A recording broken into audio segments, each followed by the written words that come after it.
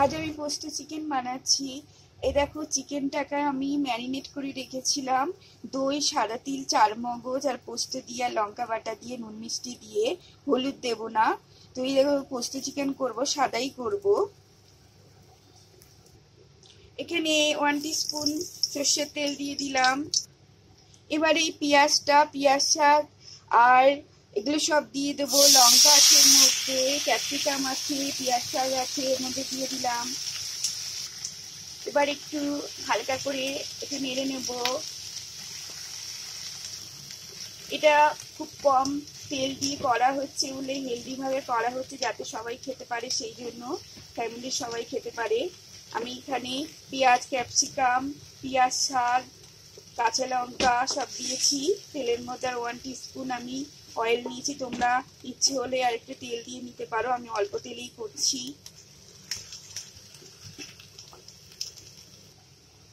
এবার ম্যারিনেট করা চিকেনটা দিয়ে নেব।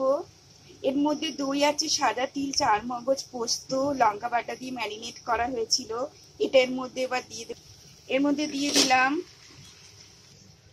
একটু মিক্সড করে নেব একসাথে এটা। আর দই দিয়ে ওভারনাইট ম্যারিনেট করা ছিল বলে চিকেনটা খুব সফট হয়, খেতে খুব ভালো লাগে, খুব হেলদি। এই চিকেনটা সবাই খেতে পারবে। তো দেখো, একটু নাড়িয়ে এবার আমি জল দিয়ে নেব। বেশি টাইম লাগবে না আমার এটা করতে, খুব তাড়াতাড়ি ঝটপট করে হয়ে যায়।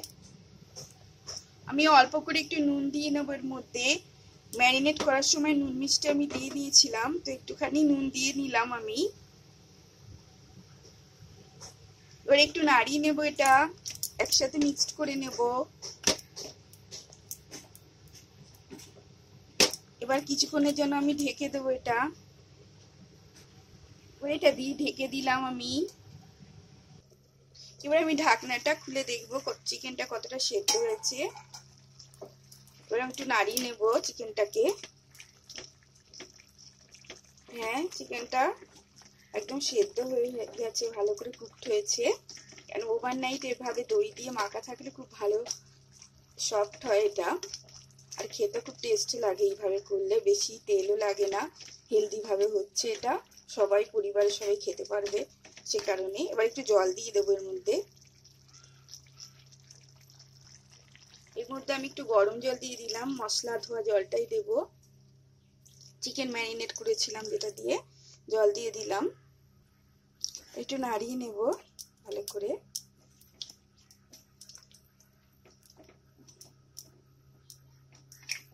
এবার একটু ঢেকে দেবো কিছুক্ষণের জন্য, জলটার একটু টেনে যাওয়ার জন্য।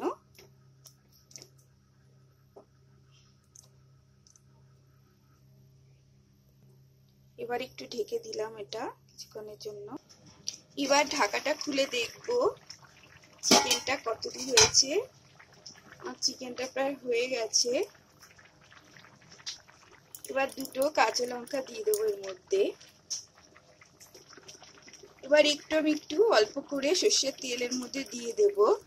অল্প তেলে করা হচ্ছে এটা, খুব হেলদি ভাবে, আর সবাই খেতে পারবে, ছোট বড় সবাই এই চিকেনটা খেতে পারবে। এটা কিন্তু খুব টেস্টিও হয়। অল্প তেল মশলা হলে কি হবে, খুব টেস্টি হয়। তোমরা একবার বাড়িতে ট্রাই করে দেখতে পারো। তো আমার চিকেনটা হয়ে গেছে, খুব ইজি আর খুব সিম্পল ভাবে খুব তাড়াতাড়ি হয়ে যায় চিকেনটা। তোমাদের যদি রান্নাটা ভালো লাগে তাহলে আমার ইউটিউব চ্যানেল বাড়ির রান্নায় চ্যানেলে গিয়ে একবার সাবস্ক্রাইব করে দেবে।